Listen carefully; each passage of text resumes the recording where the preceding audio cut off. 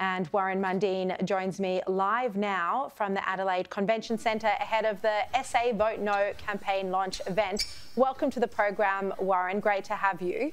What's your response to Noel Pearson's... Great to see you, Sharri.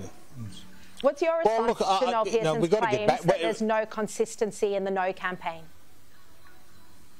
Look, here we are, where you look at the constitutional change. The referendum is built on a lie, and it's a fraud. It's built on this thing that Aboriginal people do not have a voice, and that's a lie, and everyone knows that because you look out there, all the thousands of organisations that. Aboriginal organisations in Australia, and then you start looking, and you go down to Canberra and you see Aboriginals all over the place. Every corporation has Aboriginal advisory groups, Aboriginal advisors. Every sporting code, every group in a country. Churches, schools and everything. So this idea, this fraud that Noel Pearson and all them are running is that that Aboriginal people don't have a voice. It's just complete nonsense, and that's where they're coming from. They're building up a lie. That's what they're doing. But Noel Pearson was referring to the comments you made that you support treaties while Dutton doesn't. Can you explain how not having a voice will lead to treaties? And is that what you were actually saying in that interview yesterday? Because it wasn't very clear. Are you saying that not having a voice will lead to treaties?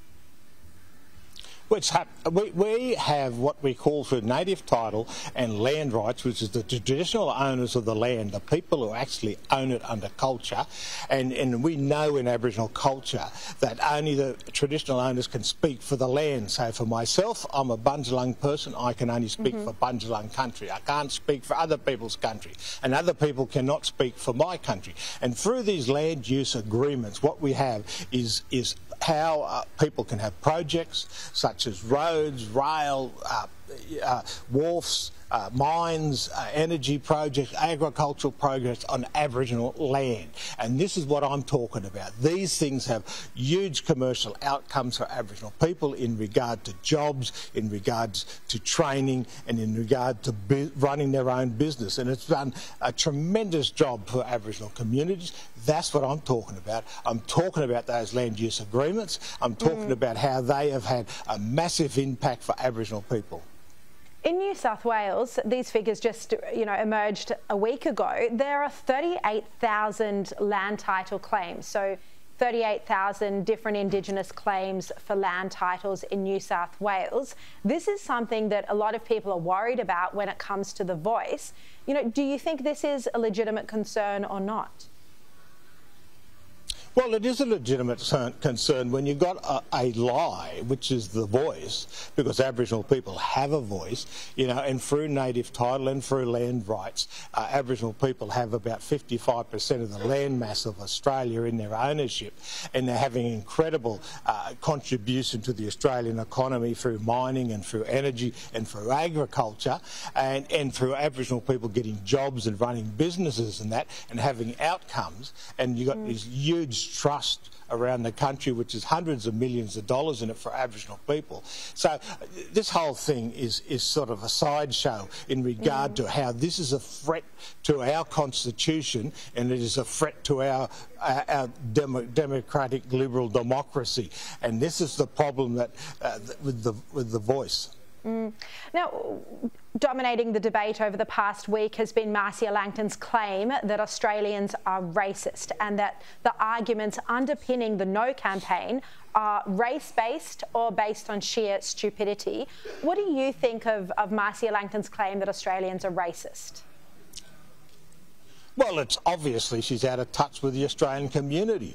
Australia is one of the most incredible multicultural, multi-racial, multi-faith, multicultural, people from just about every race in the world live in Australia. Just about every faith in the world lives in Australia. And we don't have the problems that they have overseas. You saw France recently, you see the United States and other places. We built an amazing, incredible country where migrants and First Nation people and that have built these incredible institutions where we have freedoms and liberties and that. This country is the greatest country in the world in regard to those, and that's why millions of people want to come here, want to live here and want to become citizens and get those opportunities. No, we are so lucky to live here. Warren Mundine, do you agree with a second referendum on just recognition in the Constitution?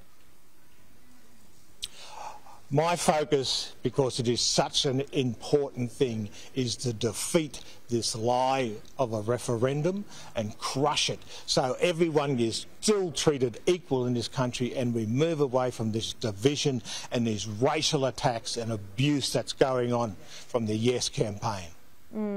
Look, we're clearly in the middle of the referendum. This is an important change to our constitution that people are considering. 4 weeks to go, just under. You're leading No campaigner. You've got the No campaign event launched tonight. Why are you, as an Indigenous Australian, urging people to vote no?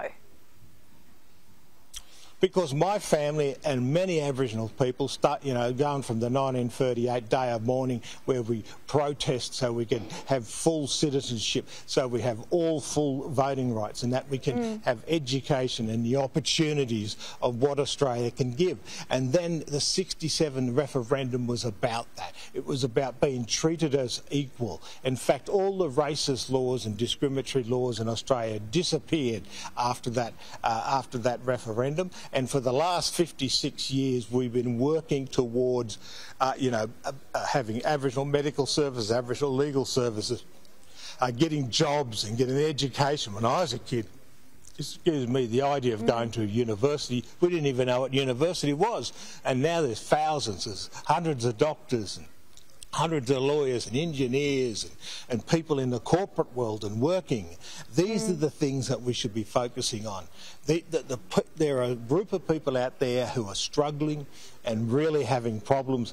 We shouldn't be looking at Warren Mundine or Noel Pearson or Marcia Langton that because we're doing quite well, or Megan Davis and that. We should be looking at the people who are struggling and focusing on them. Okay, Warren Mundine, just quickly before you go, what's your prediction? Do you think the voice gets up in any states, and which? Well, no one's cast a vote yet, so we don't know about where that's going. We look at the polling and everything like that, but our job is to be focused on the campaign. That's why we're in South Australia. South Australia is a battle state, so is Tasmania and that. And if we win here and Tasmania and Queensland and Western Australia, well, that stops this insidious voice from actually getting up. All right, Warren Mundine, thank you very much for your time.